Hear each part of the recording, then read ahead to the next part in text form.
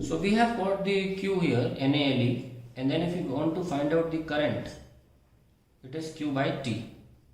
So NaLe upon T. अब L पूरा मैंने ही लिया है तो एक तरह से एवरेज स्पीड ली जाएगी L by T. NaE, the average speed is drift speed Vt. ठीक है. सो अब देखिए इसको ऐसे आप रख सकते हैं NaE/Vd. ज़रूरी नहीं है कि सॉरी इलेक्ट्रॉन बड़ा लिखना चाहिए था. ठीक है, तो ज़रूरी नहीं है कि इलेक्ट्रॉन जो E लिखा है उसकी पोजीशन बिल्कुल सही हो. अगर कोई नाम बनाना हो तो मैंने इसको छोटे में नावेद से याद किया हुआ था. इससे नावेद इस नाम से याद किया हुआ था. इसमें सारे लेटर आ जाते हैं तो मुझे पता है मुझे क्या लिखना है. तो आप चाहें तो ऐसे भी लिख सकते हैं. और कुछ लोग वीणा, कुछ लोग कह रहे हैं स्नेक हाइलाइटर में वीणा दे रखा था, वीणा वहाँ भी अच्छा तरीका है याद रखने का, वीणा. तो दोनों में से कोई भी यू कैन यूज, वीणा या Naved, to remember the formulae. So we have got I also. There's a different way of solving I. Some people do not take this average वाला system and they try to they wish to differentiate. like वो लोग क्यों ऐसे दिखाते हैं, like कोई भी x level ले लिया, instead of NaL they take NaXe. Okay, ध्यान रखना ये भी तरीका है सॉल्व करने का. ऐसे कोई हार्ड एंड फास्ट नहीं कि आपको ऐसे ही करना है, L by T को Vd लिखना है. आप ऐसे भी कर सकते हैं कि इंस्टेड ऑफ दिस टेल आप छोटा सा एरिया x ले लेते हैं और फिर आप dq by dt निकाल लेते हैं.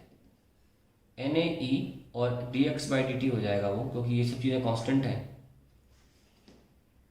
है ना. आई होप आ रहा होगा कैमरे में. जिस तो फिर NaE ये Vd हो जाता है. Not a big deal. आप चाहें तो वैसे कर लीजिए, चाहे वैसे कर लीजिए, फ़र्क नहीं पड़ता इस बात से.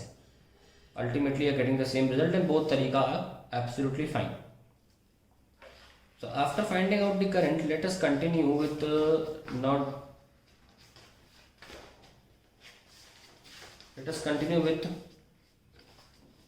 the expression for current density in terms of Vd.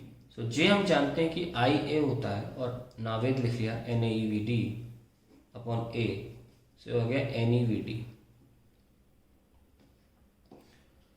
Very important expression. और चाहो तो Vd खोल लो, NE into E tau by M. So क्या आ गया, NE square tau by M. So very important expression, NE square tau by M. ठीक है, बॉक्स बना रहा हूँ मैं इन सब पे. ये बॉक्स बना लीजिए. जितने फॉर्मूले बॉक्स बनाऊंगा, फॉर्मूले इंपॉर्टेंट है, काम आते हैं. Now let's talk about another term called ion क्या मोबिलिटी. चलो आयन बोल दो, वैसे इलेक्ट्रॉन मोबिलिटी बोलना चाहिए because we talking about electrons only here. Electron mobility, it is defined as the drift velocity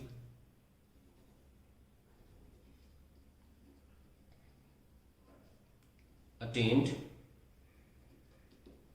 per unit electric field, that is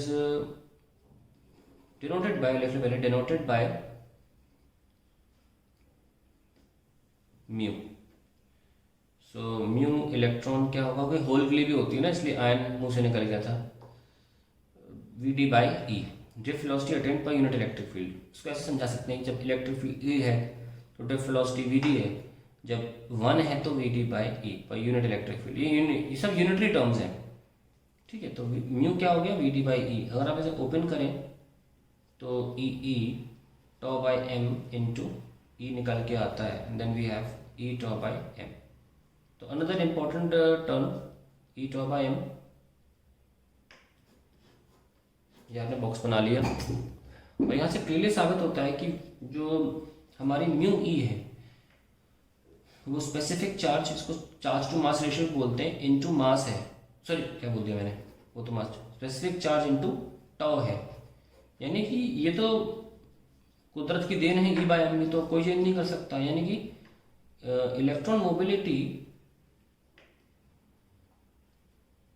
only changes with temperature, क्योंकि when temperature increases collision increases, है ना, और and then successive collision जब increase हो जाएंगे तो tau भी decrease होगा, because tau was the time between two successive collision. अब बहुत ज़्यादा कोलिशन हो रहे हैं तो टाइम भी तो कम होगा। तो ध्यान रखें कि इलेक्ट्रॉन मोबिलिटी को आप सिर्फ टेम्परेचर से रिलेट कर सकते हो और किसी चीज़ से नहीं। आप ये मत बोलना इलेक्ट्रिकल बढ़ाओगे तो मोबिलिटी घट जाएगी, ऐसा नहीं होता है। इस फॉर्मूले से पता चलेगा कि क्या घटेगा क्या बढ़ेगा। ये हो गया इलेक्ट्रॉन मोबिलिटी के बारे में। So these are the different terms. आपको थोड़ा टाइम लग सकता है इनको याद रखने में, लेकिन याद तो करना पड़ेगा, ठीक है ना।